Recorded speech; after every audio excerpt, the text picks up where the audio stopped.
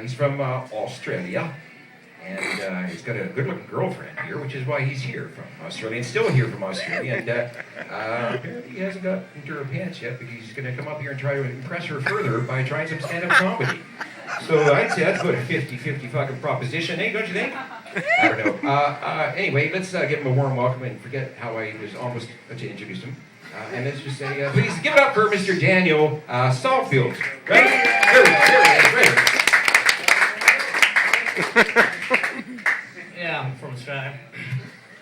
Oh. Next.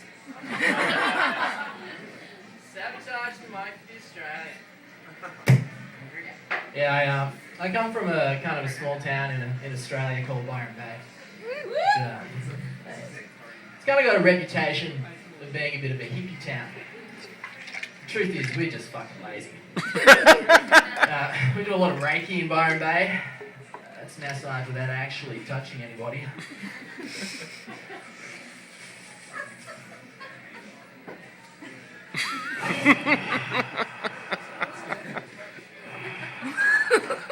That'll be $100, thanks. We also specialise in relaxation tapes without actually making any music. We basically just stick a microphone in front of a whale.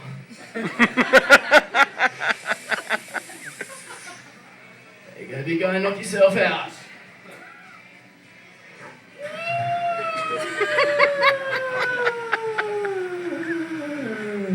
Not surprisingly, Byron has Australia's highest unemployment rate. Dropped just ever so slightly when I left the country.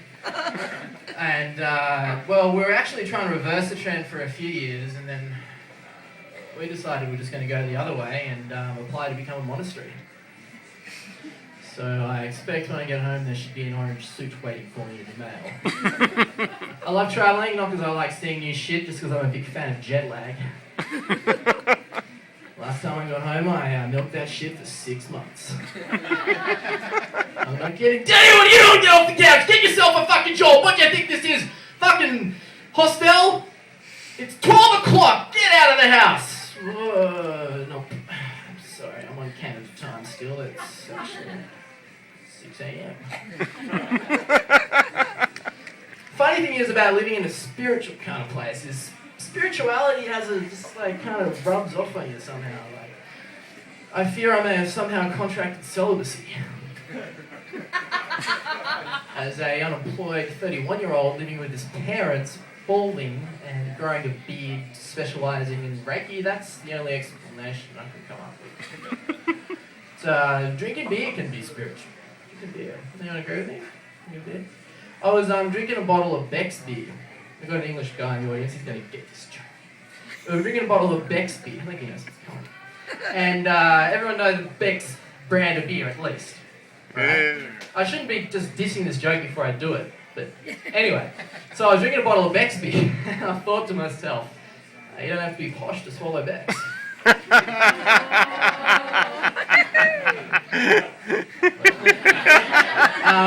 But I broke up with my girlfriend, right? And my friends had this idiotic idea. I can see myself on TV.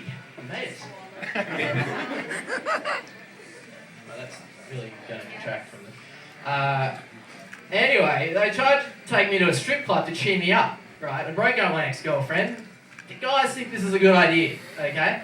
So I go from being in a small room with a girl that doesn't want to have sex with me to a really big room full of naked women who don't want to have sex. Why not just call this the ex-girlfriends club? Hey?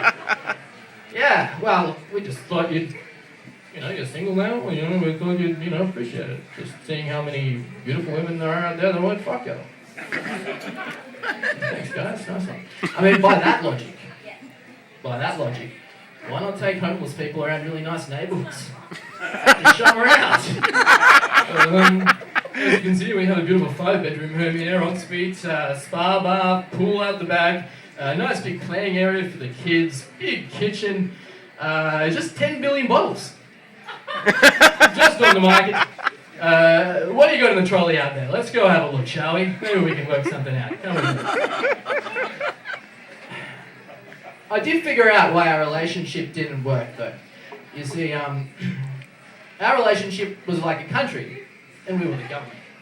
The only problem was I wasn't allowed any policies of my own. The opposition was in charge of the budget, and every time it came for an election, the only person allowed to vote was in the party running against. So that was pretty fucked up. But she also said I acted like a child. She also used to say that, which is really unfair because I was here first. If anything, they're acting like me.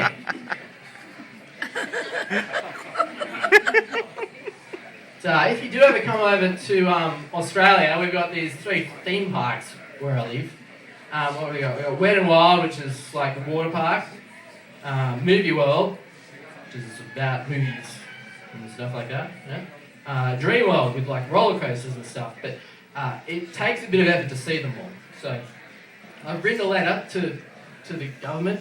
I haven't really formed the whole joke, but I've written the government of Queensland is where the theme parks are, and I suggest that they condense them into one big super park, call it Wet Dream Movie Worlds.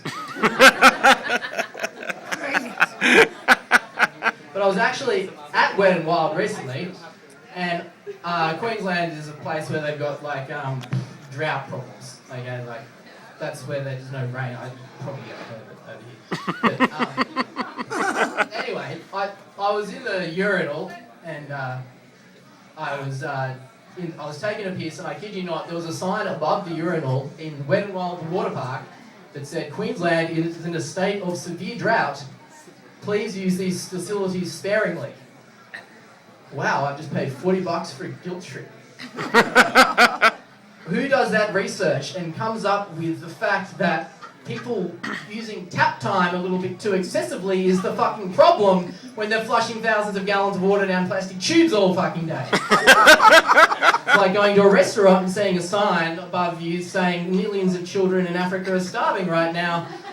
Enjoy your meal. Thank you, everybody.